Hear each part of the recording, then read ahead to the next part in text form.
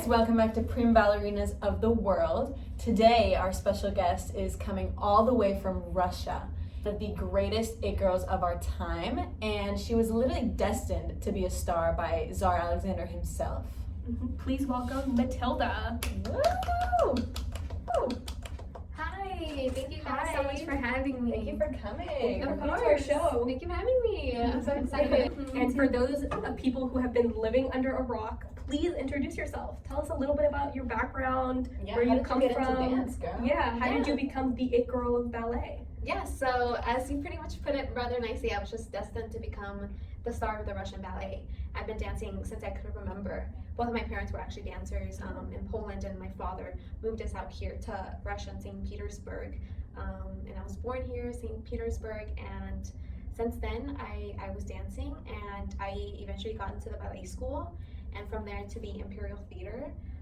Most kids actually enter the ballet school anywhere from 9 to 11 years old. Actually entered when I was 8, so rather early. But yeah, I mean, that's just like surface level. I mean, and I even heard that when you were at the school, you were handpicked by Alexander himself. Yeah. Tell us a little bit about that. Yeah, so it was a ballet, a show that I was doing. I wasn't even like showcasing it. I was not the star of the school at that time. I was maybe third, but I had something that no one else had, and that was putting on an actual performance that says something and putting meaning into every single movement that you do. You know, it's one thing to be able to copy technique and to be able to perfect certain skills, but just because you perfect those skills doesn't mean that you're the best. You're the best whenever you can tell a story. And that's what I did, and that's what stuck out. And the Tsar recognized that and awarded you the highest honors. I mean, what an accomplishment. Yeah, to say that I was elated is to say the absolute least. I mean, I couldn't stop smiling after that. It's any little girl's dream, really. Yeah. Well, it's evident that you're a star. I mean, today I watched you just performed for the soldiers, and it was amazing. But tell us about that. How do you feel? Yeah, so definitely walking into it, I was very, very nervous with everything that's been kind of going on.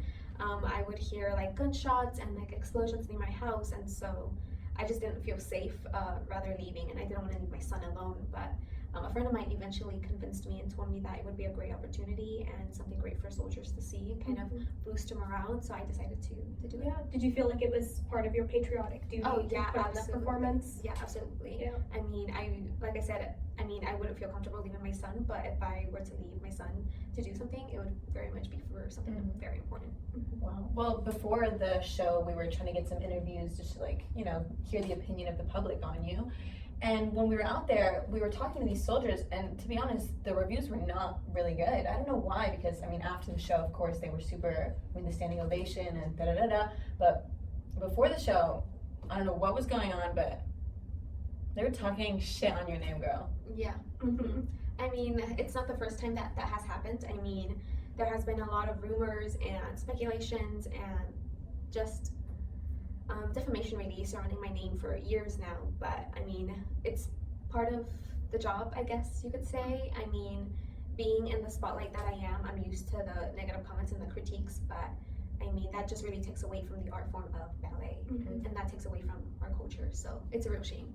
Yeah, and just, I don't want to dwell too much on the negativity, but, you know, I was reading through some articles and newspapers and stuff like that just to pull some quotes, and critics, you know, all around were applauding your bold and technically proficient performances. They said you dance with radiance, style, unalloyed femininity, ineffable charm, and you had a blinding smile to top it all off. And I think both of us can agree with all of those statements. Your performance was beautiful. Yeah, absolutely.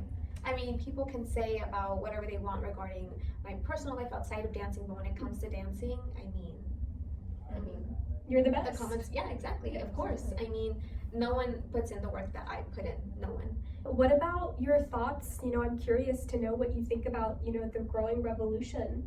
Yeah, I mean, it's, I don't know too much about that, to be honest, but, you know, I live pretty close to where all of this is happening.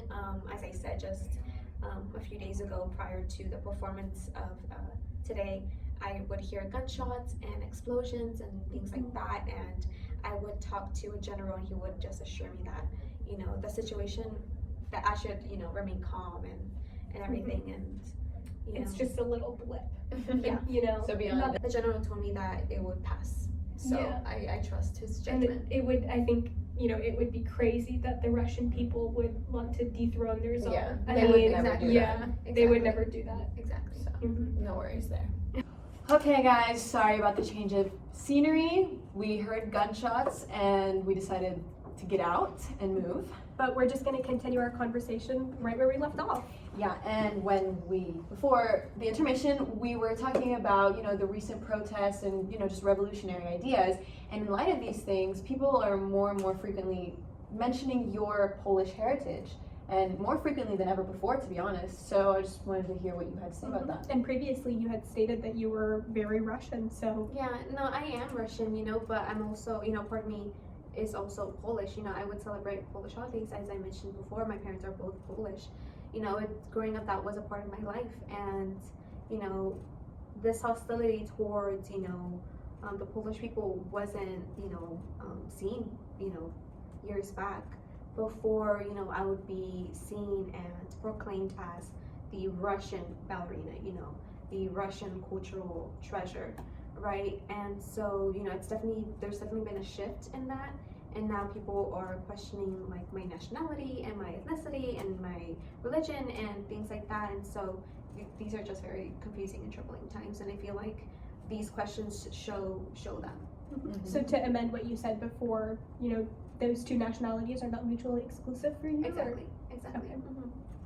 Well, I think that concludes our segment.